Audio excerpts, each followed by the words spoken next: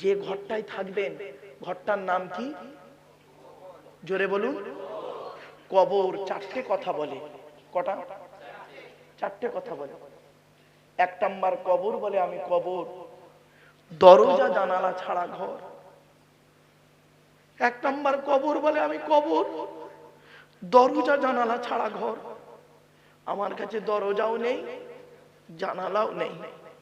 আজকের বাড়ি যাবেন, বাড়ি গিয়ে আপনারা দরজা জানালা বন্ধ করবেন, লাইটটা অফ করবেন, 24 ঘন্টা থাকবেন। তারপরে বের হয়ে বুঝতে পারবেন কবর কি জিনিস, কবর কি জিনিস। দুই নাম্বার কবর বলে আমি কবর, সাপ বিচে পোকামাকড়ের ঘর। তোর সুন্দর দেহকে খাওয়ার জন্য পর্যাপ্ত পরিমাণ আমার কাছে সাপ বিচে পোকামাকড় প্রস্তুত। বাবা আমি প্র্যাকটিক্যাল করা মানুষ গো, ফরেনসিক ইনভেস্টিগেশন কুইজের আমি একজন অফিসার। আমার শুধু দেখলে মূর্খ ভেবো না বাপ। ভারত সরকার এমনি মেডেল দিল না একটা মানুষকে। আচ্ছা আপনাদের গ্রামে কোনো মানুষ যদি মারা যায়, মারা গেলে আপনারা কি করেন? গোসল দিয়ে, কাফন পরিয়ে, জানাজা পরিয়ে, মাটি দিয়ে চলে আসেন, তাই তো নাকি? বলুন না। 20 দিন পর, কদিন 20 দিন পরে কবরটা একটু খুলে দেখেছেন কোনোদিন? হ্যাঁ দেখবেন, দেখবেন 20 দিন পর কবরের দুটো বাঁশ তুলে দেখবেন মালটা কেমন আছে। শুনে নিন, শুনে নিন। মানুষকে মাটি দিয়ে আসার পর 8 থেকে 10 দিন পরে, কদিন? 8 থেকে 10 দিন পর এ মাথার চুলগুলো, গায়ের লোমগুলো, হাতের নখগুলো খসে খসে পড়ে যায়। 12 থেকে 14 দিন পর মাথার ব্রেনটা পচে গিয়ে নাক দিয়ে, কান দিয়ে, গাল থেকে গড়াতে থাকে। 18 থেকে 20 দিন পর পেটটা ফেটে যায়, পোকায় তৈরি হয়। 2 মাস পর, 2 মাস পর সমস্ত মাংস চামড়া সব পোকায় খেয়ে নেয়। 6 মাস পর হাড়গুলো শেষ হয়ে যায়। এই অবিরামপুরের যুবক, কোথায় গেল তোমার সুন্দর দেহ? মাটির দেহ মাটি হবে, পুড়ে হবে ছাই। এ দেহ পচা দেহ, গরব কিসের ভাই? বাড়িতে ভাবো, এখানে আমার ওয়াজ শুনতে গেলে ব্রেন লাগবে। হাসির ছলে কথা বলছিলাম এতক্ষণ, হাসি হাসি ব্রেনটাকে এক জায়গায় আনতে হলো আমাকে। ভাবো, কয়েক কটা দেহ মাটি খেতে পারে না, টাটকা থাকে মাটির নিচে। কয়েক কটা দেহ, এই দেহগুলোর মধ্যে আপনাদের কি দেহ হবে? দেখুন তো দেখি। 1 নাম্বার, নবীদের দেহ মোবারক মাটি খেতে পারে না, টাটকা থাকে। 2 নাম্বার, শহীদানদের দেহ মোবারক মাটি খেতে পারে না, টাটকা থাকে। 3 নাম্বার, মুকাম্মাল কোরআনে হাফেজের দেহ মাটি খেতে পারে না। কি হাফেজ? মুকাম্মাল কোরআনে হাফেজের দেহ। ওই ছেঁচড়া মার্কা হাফেজ সাহেবের কথা বলিনি, ছেঁচড়া মার্কা হাফেজ সাহেবের কথা বলিনি। হাফেজ সাহেব হয়ে মসজিদে ইমামতি করছে, আর পাশের বাড়ির মেয়েটার পেটে বাচ্চা নিয়ে দিল, ওই হারামখোরের কথা বলিনি আমি। মুকাম্মাল কোরআনে হাফেজের দেহ মাটি খেতে পারে না। এই ছেলেরা শুনে নাও, বাপেরা, মা বোনেদের বলে যাচ্ছি, বাপেরা, যদি একটা ছেলে জন্ম দাও, একটা ছেলে যদি তোমার জন্ম হয়, যদি একটা ছেলে হয়, অন্তত ছেলেটাকে কোরআনে হাফেজ করাবে। একটা হাফেজ ছেলে যদি একটা কোরআনে হাফেজের বাপ আর মায়ের মাথায় কিয়ামতের মাঠে আল্লাহ নূরের টুপি পরাবে। কোরআনে হাফেজের দেহ মাটি খেতে পারে না। প্রমাণটা দি, প্রমাণ দেবো? এই দেবো। এই দেশটার নাম ভারত, আমার দেশের নাম কি? পাশের দেশটার নাম বাংলাদেশ, আছে না? কুমিল্লা বলে একটা জেলা আছে, নাম শুনেছেন? কুমিল্লা জেলা।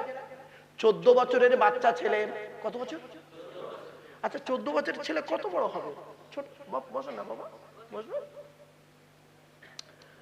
14 14 বছরের বাচ্চা ছেলে কোরআনে হাফেজ হয়ে পাগড়ি পেয়ে বাড়ি এসছে, পেটের রোগে বাচ্চাটা মারা গেছে। গ্রামের লোকেরা ছেলেটাকে জানাজা পড়িয়ে মাটি দিয়েছে। 8 বছর পর, ক বছর 8 বছর পরে ওই হাফেজ সাহেবের কবরের পাশে একটা কবর খোলা হচ্ছিল। হঠাৎ হাফেজ সাহেবের কবরটা খুলে যায়।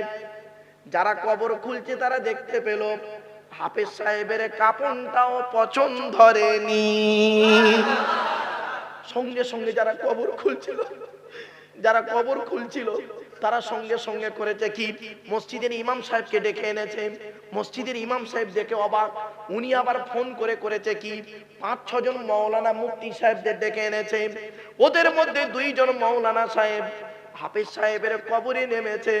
নেমে হাফেজ সাহেবের মুখ থেকে কাপড়টা সরিয়ে দেখছে 8 বছর আগে যেমন কর্পূর দেওয়া হয়েছিল, 8 বছর পরে তেমন কর্পূর আজও টাটকা আছে।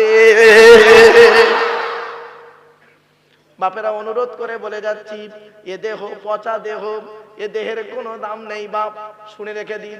কোনদিন মর্গে গেছেন? মর্গে ওই যেখানে মরা লাশ থাকে, লাশ জানি না, আসলে আপনারা তো এখন এই জায়গায় পড়ে আছেন, আমি অন্য জগতের সঙ্গে জড়িত গো বাবা। মর্গে গেলে দেখবেন বেওয়ারিশ লাশ, 10-12টা লাশ এক জায়গায় পরস্পর লাড় দেওয়া আছে, পচে দুর্গন্ধ।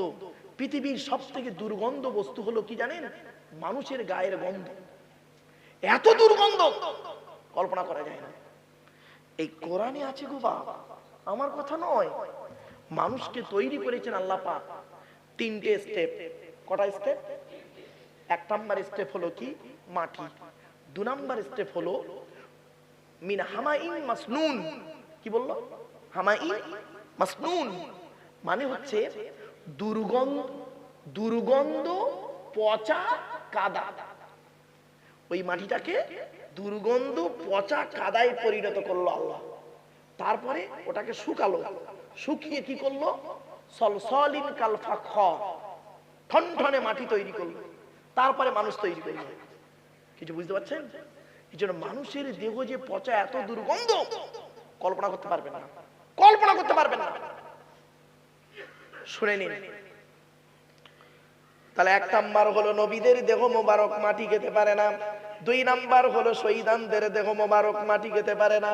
3 নাম্বার মুকাম্মাল কোরআনে হাফেজের দেহ মাটি খেতে পারে না। 4 নাম্বার হলো হাক্কানি আলেমের দেহ মাটি খেতে পারে না। আল্লাহ নবী বলেছেন, এই বাপেরা শুনে রেখে দিন, এই যুবক বাচ্চারা, ছেলেরা, কোচিরা, আমার বাবাজিরা, মুরব্বীরা শুনে রেখে দিন। হাতে ধরে পায়ে ধরে বলে যাচ্ছি, আল্লাহ নবী বলেছেন কুন আলিমান, হাক্কানি আলেম হও। হাক্কানি আলেম যদি হতে না পারো, আও মুতাআল্লিমান, হাক্কানি আলেমের ছাত্র হও, তাও যদি সুযোগ না পাও, আও মুস্তামিআন, হাক্কানি আলেমরা যেটা বলেন মনোযোগ সহকারে সেটাকে শ্রবণ করো, তাও যদি সুযোগ না পাও, আও মুহিব্বান, হাক্কানি আলেমদেরকে অন্তর দিয়ে ভালোবাসো, ওয়ালা তাকুন খামিসান ফাতুহলিকু, 5 নাম্বারটা হতে যেও না, তাহলে ক্ষতিগ্রস্ত হয়ে যাবে। হাক্কানি আলেমের দেহ মাটি খেতে পারে না। 5 নাম্বার হলো মুয়াজ্জিনের দেহ, মুয়াজ্জিনের দেহ মাটি খেতে পারে না। 12 বছরে যদি কেউ নিঃস্বার্থভাবে আযান দেয়, কত বছর? 12 বছরে যদি কেউ নিঃস্বার্থভাবে আযান দেয়, ও দেহ মাটি খেতে পারে না। 6 নাম্বার হালাল খানেওয়ালা মানুষের দেহ, কি বললাম? হালাল খানেওয়ালা মানুষের দেহ মাটি খেতে পারে না। একটা উদাহরণ দিচ্ছি, এই জেলাটার নাম কি? মাথা খারাপ হয়ে গেছে, জেলার নাম বলছে অবিরামপুর, মানে আউট অফ ব্রেন। জেলা কি? হাওড়া জেলা। এই হাওড়া জেলায় আমার আত্মীয়, আমি হাওড়া জেলার আত্মীয় রে বাবা। ইমামদের হেড যে এই হাওড়া জেলায় হাফেজ ইমাম সাহেব চেনে, কাজী বেরিয়ে হাফেজ ইমাম নাম শুনেছেন? হ্যাঁ, যাই হোক, আমার বাপেরা শুনে নিন। নদিয়া বলে একটা জেলা আছে, নাম শুনেছেন? 2000 সালের ঘটনা। কত? 2000 সাল, বৃহস্পতিবার একজন বয়স্ক লোক মারা গেছে। লোকটা কেমন লোক ছিল? একদম সাধারণ লোক। কি লোক? সাধারণ লোক। 5 ওয়াক্ত নামাজ পড়তো, জীবনে কোনোদিন হারাম খাবার খায়নি, নিজের জমিতে চাষ করত, লোকের সঙ্গে ভালো ব্যবহার করত। লোকটা 2000 সালে মারা যায়। ওই লোকটা 20 বছর পর, ওনার মৃত্যুর কত বছর?